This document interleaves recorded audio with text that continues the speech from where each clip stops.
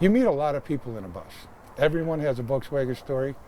They want to come up and talk about it, and they want their picture taken with it. Whether it's a Rivy, a Westie, or a double bubble, the Volkswagen minibus epitomizes freedom and fun.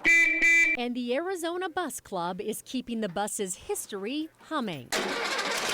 For one guy, it might be a original paint logoed panel van. For another person, it might be the fully decked out 23-window deluxe. Richard Kimbrough was the fourth member to join the Arizona Bus Club, which started 27 years ago.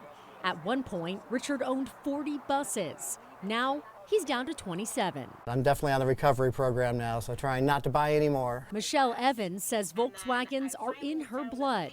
In fact, she almost delivered her son inside this VW. Olga, the disco bus. I was going to have a home birth, and I asked my midwife if I could have him in the bus, and she said, of course, but I went overdue. So I ended up having to have him in the hospital. I wasn't born in a VW bus, but it turns out I spent a lot of time in one. Headed to the park with my sister and dad, in my mom's arms on camping trips. But unlike Greg Pickrell, I'm not sure what happened to our bus. My father, he sold it to my sister.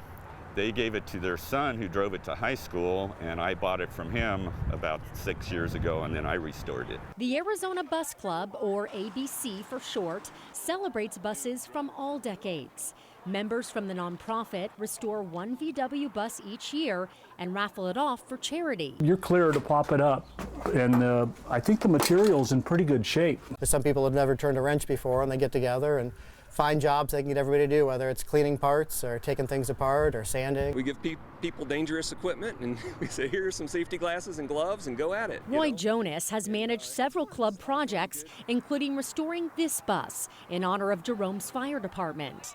The town hosts ABC's annual Jerome Jamboree at the historic Gold King Mine. Some people call it kind of a mini Burning Man, but it's not as bananas. For 50 cents a ticket, Jamboree attendees can enter to win the restored bus.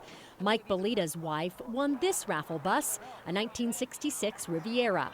They call him Bogart and have driven him across Arizona and Colorado. In Monument Valley, the buses would unload and they took pictures of the bus rather than the monument.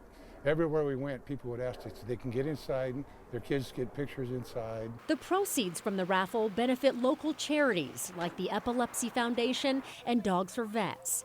And though fundraising is ABC's mission, it's the sense of community and connectedness that keeps this club rolling along.